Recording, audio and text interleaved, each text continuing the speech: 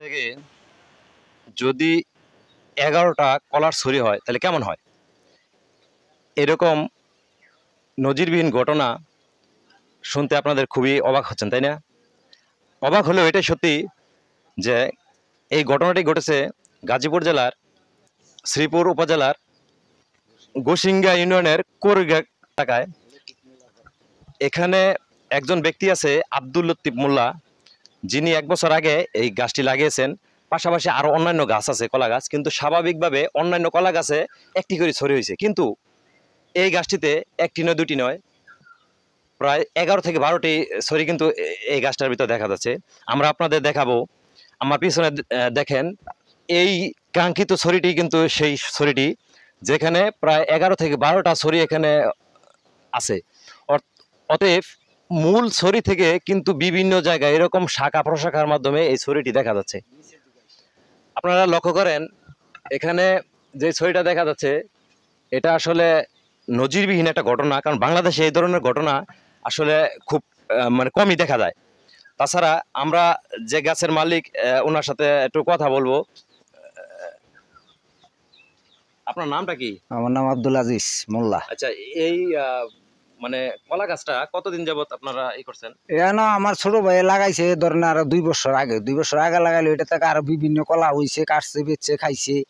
এখন এইটা থেকে মনে করেন আল্লাহ পাক দিছে একটা থোরের থেকে আরো 12টা থোর নিচে আইয়া বাড়িছে, নিচে বাড়িয়া তারপরে সে এইগুলি হয়েছে। তো বিভিন্ন খবরের মাধ্যমে এগুলি ছড়াইতে ছড়াইতে অন্ততর পক্ষে ধরেন কমের পক্ষে এই পর্যন্ত তো 20-50 জন সাংবাদিক আইছে, আয়া দেখতেছে এটার উঠাই নিতেছে। আসলে শুধু দর্শক, এই ধরনের ঘটনা আসলে খুব দৃষ্টান্তমূলক, কারণ একটি ছড়ি থেকে এই 11-12টা ছড়ি হওয়া মানে বিশাল কিছু। কারণ এই ধরনের ঘটনা কিন্তু বাংলাদেশে অ্যাভেলেবেল কোথাও দেখা যায় না। আপনি দেখেন, এই যে ছড়িটা, মূল ছড়িটা থেকে আস্তে আস্তে ডাইনে বামে সামনে দেখেন নিচ দিক দিয়ে কিন্তু ছড়িগুলো করেছে, এবং কলার যে মুচিগুলো আছে এই মুচিগুলো এখন দেখা যাচ্ছে। পাশাপাশি একটা ছড়ি অলরেডি মানে নিচের দিকে মারাও যাচ্ছে, আর বাকিগুলা দুই সাইড দিয়ে ছড়ানো আছে। আসলে এখানে আব্দুল লতিফ মোল্লা যে ব্যক্তিটি এই গাছের মালিক, উনি 1 বছর আগে এই গাছটা এখানে লাগাইছিল। তো লাগানোর পরে এটা আসলে প্রথমে একটা ছড়ি হয়েছে, ছড়ি থেকে আস্তে আস্তে বাড়তে বাড়তে এখন দেখা গেছে যে 12টা ছড়িতে পরিণত হয়েছে।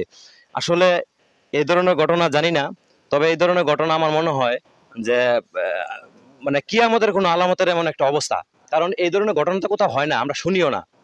তা আমি দেখেন, এই যে দেখাচ্ছি, এই যে দেখেন ছড়িটা, আসলে এটা গাছটা অনেক উঁচা, নিচে হইলে হয়তো একটু ক্লিয়ার ভাবে আমি দেখাইতে পারতাম।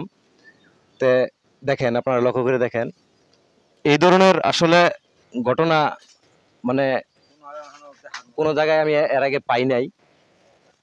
তো দেখেন, একটু লক্ষ্য করে দেখেন, কলা ছড়িটা দেখেন। শুধু দর্শক, জানি না কেমন ভাবে আপনারা দেখতেছেন বা কেমন ভাবে নিতেছেন, কারণ আমি এর আগেও একটা কথা বলছি যে আমি নিত্য নতুন আপনাদেরকে সচেতনমূলক এবং এইরকম অনাকাঙ্ক্ষিত ঘটনায় কিন্তু নিয়ে কিন্তু আপনাদের মাঝে আমি হাজির হই। পাশাপাশি এই যে ছড়িটা দেখতেছেন, এটা দেখার জন্য কিন্তু এলাকা থেকে, বিভিন্ন জায়গা থেকে, দূর দূরান্ত থেকে মানুষ কিন্তু প্রতিদিন এখানে ভিড় জমাচ্ছে এই ছড়িটা দেখার জন্য। কারণ এই ধরনের তো দেখা যায় না, মূলত আমরা দেখিও না। তাছাড়া এটা আল্লাহ পাকই খুব ভালো জানে, আর এটা আসলে দেখার মতো একটা তো শুধু দর্শক, আপনারা বিশ্বাস, যদিও বিশ্বাস হওয়ার মতো না, কিন্তু আসলে সত্যি বিশ্বাস করার মতো এটাই যে আসলে আমি নিজের চোখে দেখতেছি, হয়তো অন্যের কোনো না, আমি নিজের চোখে দেখতেছি যে এই যে কলা গাছটা, এটা 12টা ছড়ি কিন্তু এখানে আছে। শুধু দর্শক, এই ধরনের ভিডিও পেতে আমার পরবর্তীতে পেজটি ফলো করে রাখুন এবং সাবস্ক্রাইব করে রাখুন। রাশেদুল হক রাসেল, এনডিএন বাংলা, শ্রীপুর, গাজীপুর।